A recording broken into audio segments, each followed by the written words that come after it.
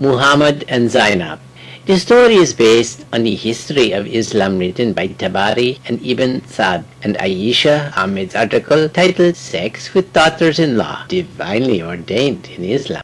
Zaid bin Muhammad was a freed slave of Prophet Muhammad, and the Prophet then adopted him as his own son. Zaid then became one of the leaders of Muslim army. Zaid had already married and have children, but Muhammad married him with other women named Zainab. One day, Muhammad came to Zaid's house and looking for him. Zaid, where are you? Zaid was not at home at the time, and Muhammad found Zainab still on her bed. Oh, Rasulullah, Zaid was not at home right now. Zainab jumped up quickly and excited the admiration of Allah's messenger. Glory be to Allah Almighty who causes hearts to turn. Then Muhammad left the house. Zainab was wondering what did Muhammad mean by his saying. When Zaid came home, Zainab told him what happened. They realized that Muhammad was sexually attracted to Zainab. Because Zaid loved his adopted father, he was willing to offer his wife to Muhammad. So Zaid came to the Prophet's house. Rasulullah, you are just like my own dad. If you are interested in Zainab, then I will divorce her so that you can marry her. No need to do that. Keep thy wife to thyself and fear Allah. I will not touch Zainab again for your sake, Rasulullah. Keep thy wife to thyself and fear Allah. Whew, what a relief. Although saying that, actually Muhammad hid his desire. Quran, Surah 33, verse 37. And when thou said unto him on whom Allah had conferred favor, and thou hast conferred favor, keep thy wife to thyself, and fear Allah, and thou didst hide in thy mind that which Allah was to bring to light, and thou didst fear mankind, whereas Allah had better right than thou should fear him. Ibn Sa'd wrote, when Muhammad was sitting and talking to Aisha, he suddenly was in a trance. After that, he smiled and said, Who will go to Zainab to bring her the glad tidings that God from above gave her to me in marriage? I feel that your Lord hastens in fulfilling your wishes and desires. To make a long story short, Zainab was in Muhammad's bed within a few days. Quran, Surah 33, verse 37. So when Zayd had performed the necessary formality of divorce from her, we gave her unto thee in marriage, so that henceforth there may be no sin for believers in respect of wives of their adopted sons, when the latter have performed the necessary formality of release from them. The commandment of Allah must be fulfilled. In Arab culture, a daughter-in-law was like one's own daughter, irrespective of whether the son was biological or adopted. The news that the Prophet violated his own beloved son's wife enraged Madinans. They confronted him. Rasulullah, open the door! We have questions for you! MashaAllah, what has happened, my people? O Prophet of Allah, how could you? Of all the people and apostle of God, carrying out a disgusting and despicable act of sleeping with your own daughter-in-law? Your harem is bursting at the seams with young and beautiful wives. On top of that, you regularly take 20% cut from the crop of infidel captured women as your share of booty. Rasulullah, your act is an incest which puts the time-honored noble Arab tradition of adoption to shame. To me, the only noble and honorable act is to follow Allah's orders, and Allah was the one who ordered me to acquire Zainab. Here is the ayah, Surah 33, verse 37. We gave her, Zaid's wife, in marriage to thee, so that there should not be any fault in believers touching wives of their adopted sons. But how come you marry more than 4 wives?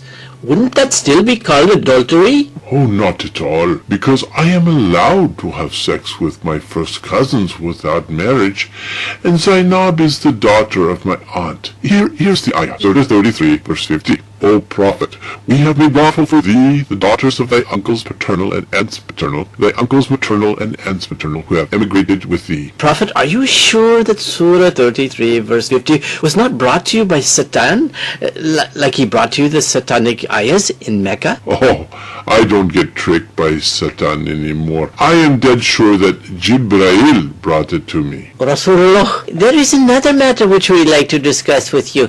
We are told that you have been sleeping with Muslims after you sent us on jihad to far-off places. Is that true? Oh, yes, it is. Believing women offer themselves to me in the hope of salvation and special favors from Allah in the hereafter, and Allah has allowed me to fulfill the request by Surah 33, Ayah 50. And also allowed is any woman believer if she gives herself to the Prophet and if the Prophet desires her to have sex.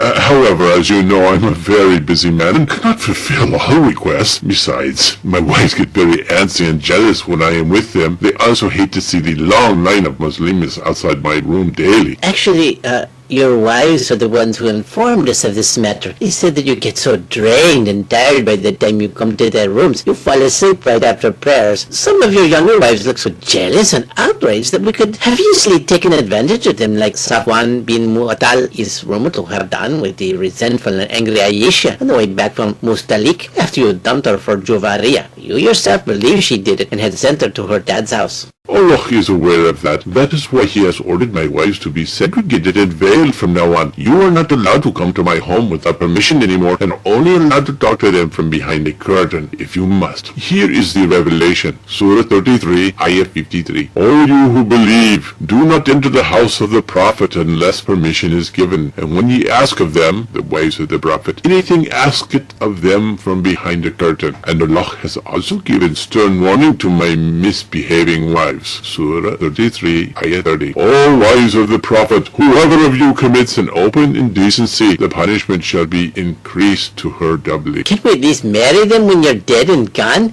Because poor girls look so young and unfulfilled while you're old and ready to kick the bucket. No way. Nobody should touch them even after I'm gone. Why not? You do it. Because Allah said so. Surah 33, verse 53. And ye must not marry his wives after him or ever. This would be a grave offense to God. Oh, forget about your wives.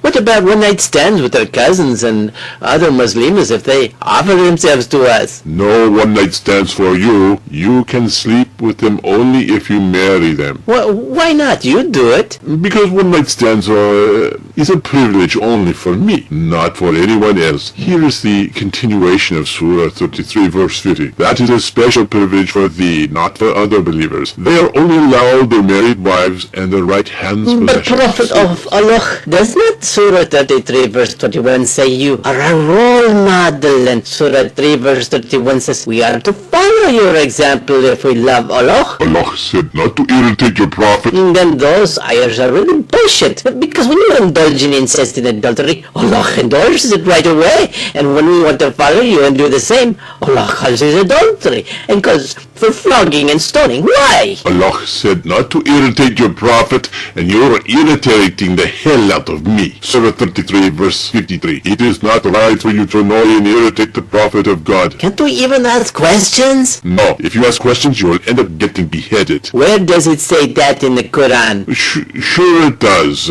Surah 5 verses 101, 102 says, don't ask questions. You lose faith by asking questions. The moral of the above fill-in-the-blank Quranic story. Your brain is like your donkey, and Islam is like a mosque. You can ride your donkey anywhere you want, but when you enter the mosque, leave your donkey at the gate.